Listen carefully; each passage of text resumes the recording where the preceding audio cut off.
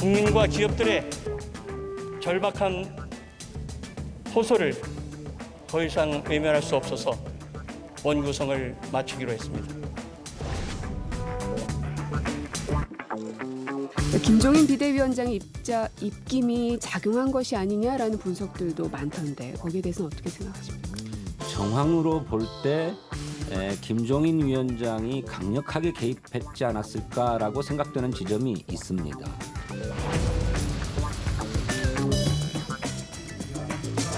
협상권과 결정권이 분리된 미래통합당의 이중적 의사결정 구조는 합의안의 타결을 번번이 방해했습니다.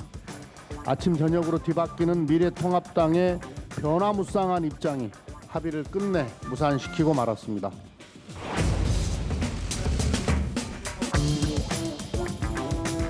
민주당은 슈퍼갑질로 국회를 전부 독식하고 하고 싶은 대로 하는 체제를 갖추고 희낭락하면서도 어딘가 발이 저리는지 개원 협상 결렬의 책임을 우리 당에 돌리고 파렴치하게도 지도부 이간질까지 시도하고 있습니다.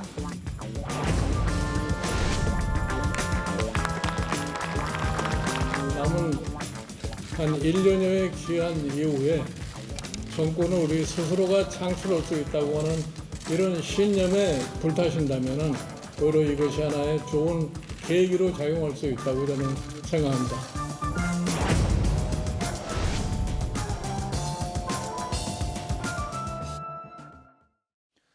편집 없는 날선 토크의 진수 라이브 썰전 시간입니다. 정치구단 박지원 교수, 미스터 사회다 이재호 전 장관 나와 있습니다. 어서 오세요. 네. 네, 어제 국회에서 있었던 상황 보면 우리 국민들은 답답하고 그렇습니다만 여야가 볼 때는 정치적으로 이해득실도 또 따지잖아요. 어느 쪽이 더 싸움을 잘한 겁니까? 국민은 답답하지만요. 민주당이 잘했죠. 잘한 거예요? 민주당이 원 구성을 위해서 이 2주간 5차례 본회의 소집을 하겠다고 기회를 줬는데 네. 결국 협상이 안 된 거 아니에요. 협상은 다 자기 거를 관찰하려고 하면은 협상이 아니에요. 그 통보야. 네. 근데 어떻게 됐든 처음대로 안 갖겠다. 네. 이 이상 더 공전하면은 추경 등 국정에 막대한 지장이 있기 때문에 집권 여당으로서는 18개 상임위원장 갖고 잘 됐지 않냐. 때린 거죠 뭐. 그래요. 근데 당초에 보면은요, 이번 협상에 대해서 그 가합의안이었다, 아니면 뭐 합의에 되게 근접했다는 얘기가 보면은 전반기는 법사위를 민주당이 갔지만 후반기에는 집권당이 갖는 거로 이렇게 얘기했다는데, 근데 이렇게 결국 합의가 부결된 거, 막판 협상이 부결된 것에 미래통합당 김종인 비대위원장이 과도하게 개입했기 때문이다, 이런 식으로 여당에서는 비판하는 것 같습니다. 여당에서는 뭐 그렇게 이야기하는데 네. 야당에서는 뭐 사실 아니라 그러니까 뭐 김종인 비대위원장이 과도하게 개입한 거는 뭐 그저 안 알려져 있지만은 네. 그러나 야당이 협상을 실패하고 여당이 독식을 하게 한 것에 대해서는 야당의 비대위원장은 책임은 있죠. 네. 왜냐하면 야당의 비대위원장도 원내대표를 도와서 협상을 같이 도와서 되도록 해줘야 되거든요. 뒷전에 손 놓고 가만히 있다가 원내대표가 해가지고 오는 것에 대해서 그 뭐 좋다 안 좋다 이걸 의사표시하는 거는 그건 비대위원장의 직무가 아니죠. 설사 좀 마음에 안 맞다 하더라도 예. 오히려 원내대표를 도와서 그걸 되도록 만들어줘야죠. 지금까지 당 대표와 원내대표가 일치한 적은 없어요. 또 원내대표는 상대 당과 협상을 하기 때문에 예. 아무래도 강경하게 나가죠. 지금 이제 김종인 위원장이 뒤에서 조정했다 안 조정했다, 이건 지금 뭐 서로 네. 말이 다르니까 믿을 필요도 없고 안 믿을 필요도 없어요. 그렇지만은 당 대표 비대위원장은 막다른 골목에 오면은 원내대표에게 힘을 실어주고 당을 실리적으로 이끌 의무가 있는 겁니다.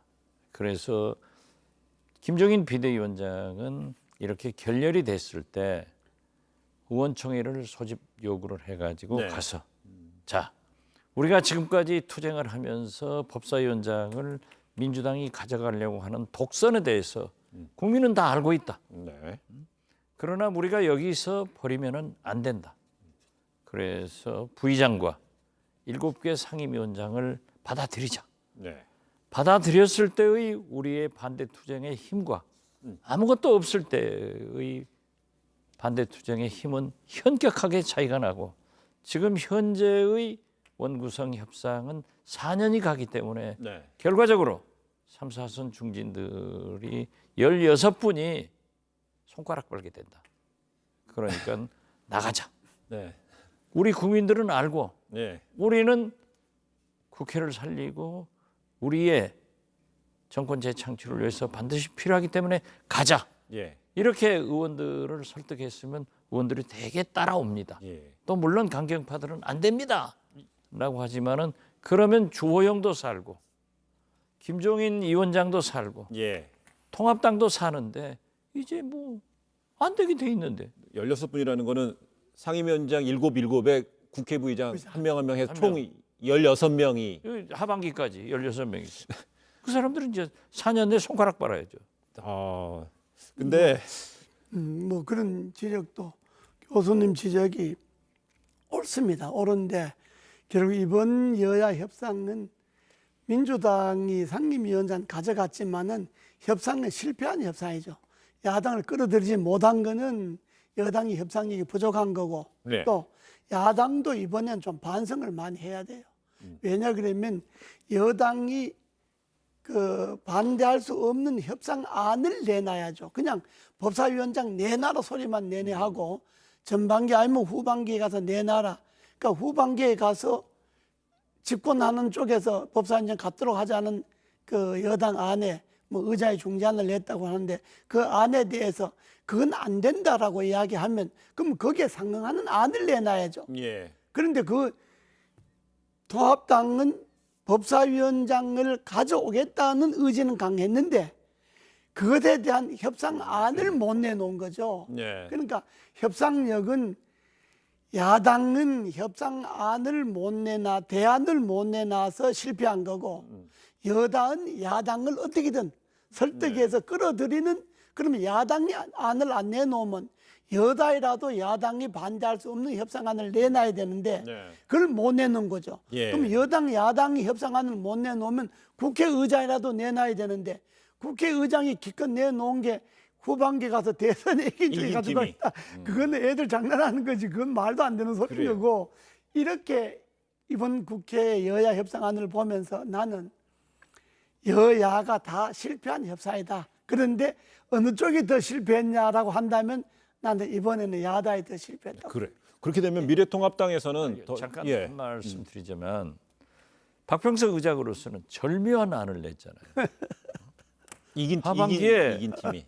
대통령 선거는 누가 이길지 모르니 2022년 3월 대선 후 6월 달에 원구성을 하니까 대통령이 이긴 정당이 법사위원장 가져라. 예. 그러니까 이미 국민들 앞에서 통합당은 2022년 대선에 우리는 졌다. 이걸 표명해버린 거 아니에요. 자신감이 없는 거죠. 없다고요? 근데 그거는 그런데 어떻게 됐든 이재호 우리 장관께서 말씀하신 대로 협상은 다 가지려고 해서도 안 되고 다 주려고 해서도 안 돼요. 그렇다고 하면은 아까 우리 이재호 위원장이 밖에서 말씀하시던데 예. 차라리 주호영 원내대표는 그러면은 법사위원장 문제는 2년 있다 다시 거론하자 이렇게 룸을 만들어 놓고 빠졌으면 좋은데 무조건 빠져버리니까 차라리 그래서 예. 대선 2년 후에 이기는 당이 법사위원장 갖자. 이거는 그 통합당으로서는 여러 가지 자존심 상하는 문제니까 예. 차라리 그렇게 안을 낼 바에야 전반기는 그럼 민주당이 가져가서 하고 후반기에 가서 법사위원장 다시 논의하자. 그런 식으로. 왜냐 그럼 대선도 있고 하니까 논의를 다시 하자. 이렇게 하면 후반기에 가서 법사위원장 논의를 다시 하자 그러면 민주당이나 통합당에 반대할 명분이 없잖아요. 또 아니 그런 안을 우리 이재호 장관이나 박지원이가 지금 국회에 없으니까 이런 꼴이 되는 거예요. 근데 국회 지금 그럼 이제 의원 배지 없으면 국회 출입하는데 그 민원실로 이제 꼭 다니셔야 돼요? 아니 전직 의원들은 들어갈 수 있지만 그러니까요. 발언권이 없잖아요. 그러니까 출입은 자유로운데. 그러니까 꼭 협상이에요. 방금 교수님 말씀하셨지만 협상이라고 하는 꼭 이기려고 하는 건 아닙니다. 질 수도 있어요. 그러니까 질 수도 있다는 걸 전제를 하고 협상은 말 한마디 갖고 되고 안 되고 하는 거예요. 그러니까 2년 후에 이기는 정당이 가져가자 이 표현 보다가 2년 후에 대선도 있고 환경이 바뀌니까 논의를 다시 하자. 이것하고 결과는 똑같거든. 예. 그러면 통합당도 자존심 안 상하고 민주당도 2년 후에 다시 논의하자는데 거부할 수 없잖아요. 이렇게 해서 협상을 풀어나가야 되는데 정치의 언어 기술이군요. 지금 이재호 장관한테서 말씀하신 대로 그 방법으로 2년 있다가 다시 논의를 하자 이렇게 됐으면은 사실 18개 상임위원장 전체를 한국당이 한번 흔들 수 있는 거예요. 2년 후에는. 그렇습니다. 예. 근데 이번에 보니까는요, 김종인 비대위원장의 발언이 좀 주목을 받는데요. 그 앞으로 1년 이후 우리가 정권을 스스로 창출한다는 신념에 불탄다면 오히려 이것이 좋은 계기가 될 것이다. 계기로 작용할 수 있을 것이 이런 얘기를 했어요. 이게 아쉬움의 발로 이런 얘기하는 겁니까? 아니면 전략적으로 받아들이는 거예요? 그거는 뭐 전략이고 전술이 없고 그건 이렇게 하는 소리고 협상 깨지고 나서 다 이렇게 생겼으니까 부의장이고 상임위원장 다 이렇게 생겼니까 그냥 의원들을 다독거리려고 하는 소리고 실제로 물론 협상이라는 건 전화위복이 될 수도 있습니다. 민주당이 독식을 해갖고 이제 그야말로 독주를 하다 보면 어느 돌불에 걸릴지 모르니까 이게 그렇게 전화위복이 될 수 있지만 그러나 정치의 협상은 전화위복을 생각하고 협상하는 게 아니거든요. 지금 당장 상임위원장이 한 명도 없는 야당하고 상임위원장 7명 있는 야당하고 국회 부의장이 있는 야당하고 부의장이 없는 야당하고 대여 전략이나 대여 투쟁이나 대정부 투쟁의 차이가 하늘과 땅입니다. 장기에서 차포 뭐 이런 거 없는 거예요? 그렇습니다. 그러니까 장기판에서 차, 포, 이런 거 다 없애고 상, 마 다 없애고 졸만 갖고 전쟁하자는 거가 똑같은 거잖아요. 이거는 김종인 위원장이 어제 하는 말씀은 그냥 지고 나서 의원들 다독거리는 수준이지 1년 후에 정권 창출 그게 하나마나 똑같은 소리잖아요. 야당이라는 게 2년 후에 정권 창출을 하려고 다 노력하는 거지 그거 안 하는 사람이 누가 있겠어요. 그거 바라고 있는 건데 그걸 위해서 독이 될 수도 있다. 그건 그냥 위로로 삼아 하는 소리고. 저한테 질문하지 마시고 이재호 장관한테 계속 하세요. 오늘은 하실 것 같아요? 얼마나 잘하셔요. 저게 나는 김종인 위원장이 자기 잘 되려고 지금 이 통합당을 어렵게 만들어가는 것 아닌가 그 정도로 생각한다니까요. 아니 근데 그랬더니 주호영 의원은요, 김종인 위원장이 뒤에서 역할을 했다는 것에 대해서 주호영 원내대표는 지도부 이간질을 시도하고 있다 이런 식으로 강하게 반박을 해서 이제 그러니까 주호영 원내대표가 위원장을 보호하네요. 올라가죠. 지금 이번에 민주당의 오만과 독선, 반민주적 행동을 했다 이렇게 이제 막 얘기를 했는데 결과는 이렇게 나왔지만은 책임은 없고. 김종인 위원장이 저렇게 하니까 또 감싸고 그러니까 주호영이 올라가는 거예요. 정치력을 좀 발휘한다는 거네요. 그렇다면요 앞으로 좀 뭐 이재호 전 장관께서 뭐 장기판을 비유하면서 졸만 있고 이런 식의 말씀하셨는데 그러면 이제 미래통합당에서 두 분의 촉으로 봤을 때 오늘 이제 화요일이잖아요. 앞으로 그 7월 다음 달 4일까지가 이제 6월 임시회고 그다음에 이제 여당에서는 또 임시회를 또 열 거잖아요. 그렇죠, 당연히 열어요. 미래통합당 앞으로 그럼 어떻게 움직일 거로 보십니까? 어떻게 들어와야죠, 뭐. 들어가서요. 우선 말이죠. 이번 7월 4일까지 지금 추경이 계속 논의되고 있잖아요, 국회에서. 거기 안 오면은 안 온다는 거 아니에요? 안 오면은 국민들은 우선 많은 서민들, 중소기업들 통합당한테 뭐라 하고 하겠어요? 야, 왜 그냥 코로나 이 위기 경제도 모르고 너희들 뭐 하느냐? 싸우냐? 그냥 들어가야 하는 거예요. 우리가 야당 10년, 여당 10년을 해봤는데요. 야단 절해되면 말은 뭐 강경투쟁한다, 국회 투쟁을 뭐 원내에서 한다 하지만은 절해되면 투쟁할 게 없습니다. 네. 왜냐 그러면 여당이 다수당이 돼버렸잖아요. 야당이 다석이고 여당이 소수일 때는 야당이 투쟁할 게 많아요. 그런데 여당이 다수고 야당이 소수일 때는 국회에서 투쟁할 방법이 없어요. 그렇다고 지금 뭐 단식을 하겠어요, 삭발하겠어요, 느닷없이 과문으로 사람을 끌고 나가겠어요. 네. 그런 거는 이제 안 되는 게 이제 그런 거 하면 완전히 그냥 끝난 거잖아요. 그러니까 그러면 상임위는 이제 물론 의장이 강제 배정을 하고 하는 건 그건 의장이 복거지. 그렇게 하는 건 아닌데 그러나 야당 의원들이 할 일이 뭐가 있겠어요? 상임위원 배정도 다 취소해 버렸고 그러면 그냥 앉아서 소리 지르는 밖에 더 있겠어요? 그런데 제가 볼 때는 공수처장 임명을 7월 15일까지 해야 됩니다. 문재인 대통령께서도 개혁 차원에서 역대 대통령들도 공수처를 약속했지만 특히 문재인 대통령은 이 검찰 개혁, 사법 개혁에 의거해서 이 공수처에 대한 굉장한 무게 중심을 두고 있거든요. 네. 그런데 현실적으로 공수처장을 임명할 방법이 없어진 겁니다.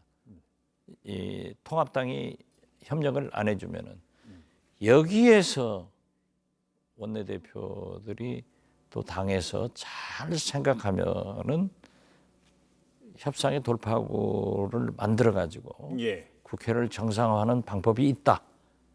그러니까 이거 끝난 거 가지고 얽매이지 말고 공수처장의 추천 임명 과정에서 어떤 방법을 찾아보면은 이번 상임위원장 문제도 어느 정도 해결할 수가 있다. 저는 그렇게 봐요. 그래요.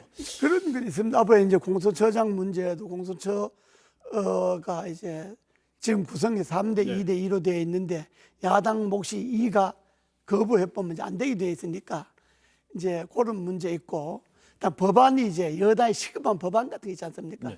이제 그런 법안 문제가 이제 제기됐을 때 어차피 야당이 동의를 해야 되니까 이제 그런 문제 앞으로 뭐 협상의 여진이 있습니다. 여진이 있는데 모든 걸 여당이 뭐 공수처도 법 바꿔서 한다 이렇게 다는 못 하겠죠.